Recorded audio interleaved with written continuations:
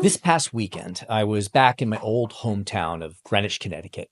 It's a place with a reputation. Some people love it, some people hate it. Got hedge fund managers, high performance, everything.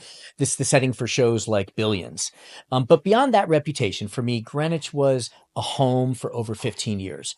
It's a place that my kids grew up. It's where my business grew, where I learned that some of the most important decisions we make in life and in business don't come with instant feedback. And that's what I want to talk about here. While I was there, my wife and I visited the annual Greenwich Concours d'Elegance, a high-end car show. It has everything from brand new electric vehicles, supercars to antique classics. Among the Ferraris and Lamborghinis, one car stopped me cold. It was a 1903 Cadillac.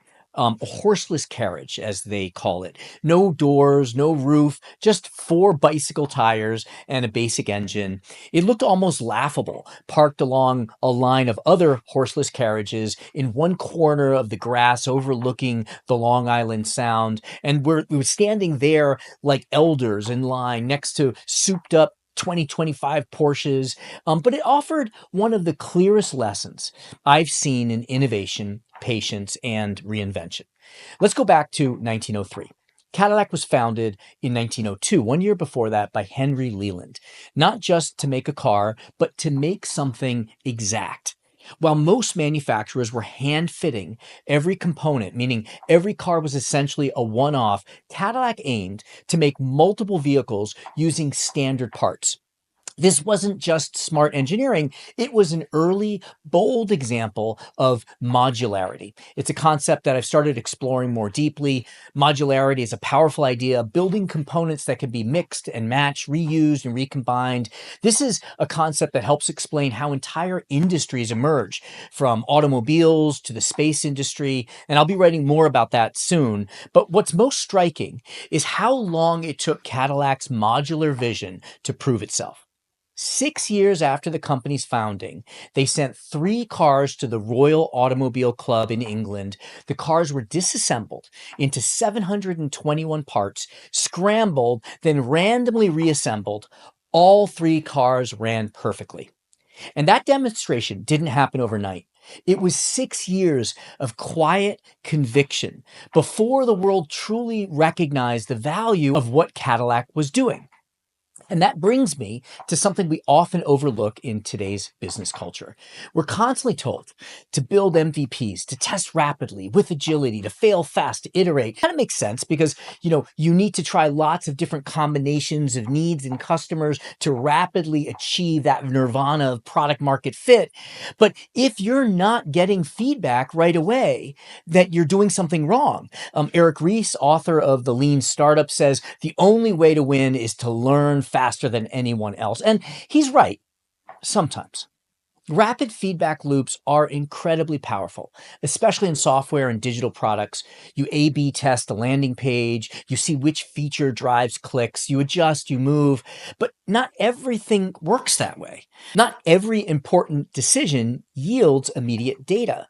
Not every innovation reveals its brilliance right away. Sometimes you're operating in a long feedback loop, and if you try to speed it up artificially, you risk losing the very thing that made your idea valuable in the first place, which is the foresight, which is doing something that no one else is thinking to do, that no one else does. It's like adjusting a shower. If you keep turning the dial every second because you don't feel the heat, well, you end up freezing or scalding yourself. Or picture driving at night on a windy road. If you slam on the brake every time a shadow crosses your path, you'll never reach your destination. So what do we do when we're in a long feedback situation? And I'm not just talking about business here. I'm talking about life, building on lots of long feedback decisions. What you study in college, what first job you take, which city you decide to move to, who you marry, what you do with that first paycheck. All of these things are long feedback decisions. And you won't know the outcome. Was that a smart decision or a short sighted one for years, maybe even decades? One of Greenwich's most famous citizens, a hedge fund manager named Ray Dalio, he talks about and has written about the difference between successful and unsuccessful people is whether they understand second order consequences of their decisions. Now, he is adamant that you need to make decisions based on data. You need to look at the results, but he also says this: by recognizing the higher level consequences nature optimizes for, I've come to see that people who overweigh the first order consequences of their decisions and ignore the effects of second order and subsequent order consequences rarely reach their goals. This is because first order consequences often have opposite desirabilities from second order consequences, resulting in big mistakes in decision making. So what do you do when you don't get immediate feedback of second order consequences quickly? You eat a cake every night before you go to bed, and it's delicious, positive feedback, but you don't start seeing your weight increase for a week. I believe we have three tools to fall back on when we're in long feedback situations. First is theory. You can use logic, reason, and structured thinking to make your best prediction. If you believe X leads to Y and you can explain the mechanism clearly, that gives you a foundation. Cadillac had a theory that modularity and precision would reduce breakdowns and increase reliability. They didn't have proof yet, but they had a model, a mental logical model. Second, vision. Sometimes you just have a clear sense of what the world should look like, and you're committed to realizing it no matter what. Elon Musk didn't get immediate feedback that reusable rockets would work, but he kept going. Vision is about holding the future in your mind long enough for the world to catch up. It's a little like a logical model. Reusable rockets should be cheaper than the ones that you only use once. It makes sense. But what gives you that conviction is not so much understanding all the pieces and how they'll work together, but rather the holding of your mind that this vision will happen without knowing all of the details. And the third, history. You can learn from others. If someone else has taken a similar path and succeeded, or they've failed, you can extract patterns. You want a life that you're passionate about? Well, talk to people who are passionate about their lives. You want to be rich? Well, ask rich people how they did it. You want a loving family? Well, talk to people who have loving families, read biographies, read case studies. This is why I love producing 5 podcasts a month. I get to learn from just amazing people and share lessons with you. Now, what really shocked me was seeing this car show, seeing the brands that were lined up next to that 1903 Cadillac, many of which have disappeared. You have the Pierce Arrow, the Locomobile, the Winston, the Duesenberg, the Maxwell. Cadillac could easily have crashed on the sidelines of roads many times, responding too quickly to rapid feedback or holding their guns too tightly to a losing strategy. During the Great Depression, for example, most car makers decided to go low price, but Cadillac was committed to staying premium.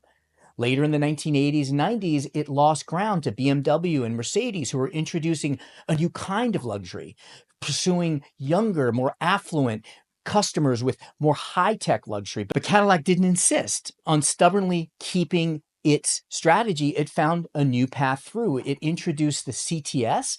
It shifted from big, soft riding sedans to high performance and sharp technology. Surviving for 225 years depends on understanding how to manage both short and long feedback loops. If you're building something today, a business, a product, a team, and it's taking longer than you hoped, that doesn't mean that you're failing. Ask, am I getting real feedback or just delayed feedback?